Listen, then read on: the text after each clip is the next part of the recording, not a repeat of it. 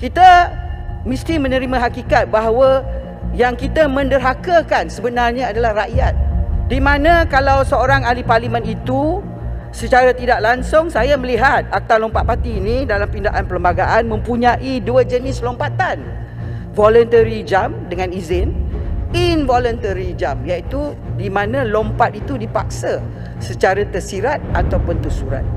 Tetapi sebagai ahli-ahli parti politik, di manakah mereka boleh mendapat perlindungan? Itu sebabnya dalam perkara ini, kami-kami yang berada dalam dua-dua blok kerajaan dan pembangkang cuba mencari jalan tengah untuk memberi bantuan kepada semua ahli-ahli politik, sama ada bertanding atas tiket parti ataupun tiket bebas ataupun tiket gabungan, supaya memberikan keyakinan kepada rakyat, kerana kita tidak lari daripada kebenaran Pilihan Raya Negeri di Melaka dan juga Johor. Rakyat tidak keluar mengundi begitu ramai. Rakyat marah dengan kita. Rakyat muak dengan kita. Saya nak beritahu pada yang berhormat sekalian, saya dengar dalam libat urus daripada blok kerajaan dan blok pembangkang banyak mempersoal macam-macam isu. Bagaimana kalau dipecat? Bagaimana kalau gabungan dibuang?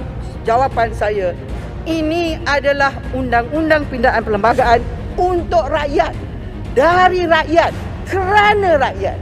Dan kalau kita lihat di dalam pindaan yang nak kita wujudkan ini juga, kita harus menerima antara cabaran yang paling besar dalam Akta Lompat Parti ini ialah bila kita membuang pindaan kepada perkara 48(6), iaitu macam mana sekalipun alasan dia keluar, macam mana sekalipun alasan digugurkan daripada kerusi, masih boleh bertanding semula.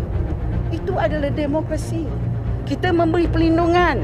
Kerana yang paling penting di sini bagi saya ialah bila rakyat menentukan siapa yang mereka hendak dan siapa yang mereka tidak hendak. Dan dalam pindaan ini kita tidak menghalang perjanjian Post-Election Coalition Agreement daripada mereka-mereka yang menang untuk bersama. Yang tak dibenarkan ialah langkah memasuki parti politik yang lain, lompat parti. Tetapi perjanjian seperti MOU, perjanjian bersama iaitu Post-Election Coalition Agreement dibenarkan. Dan ini juga boleh dilihat sebagai ke belakang iaitu Pre-Election Coalition Agreement, di mana mereka-mereka yang bertanding boleh menandatangani perjanjian untuk bersama.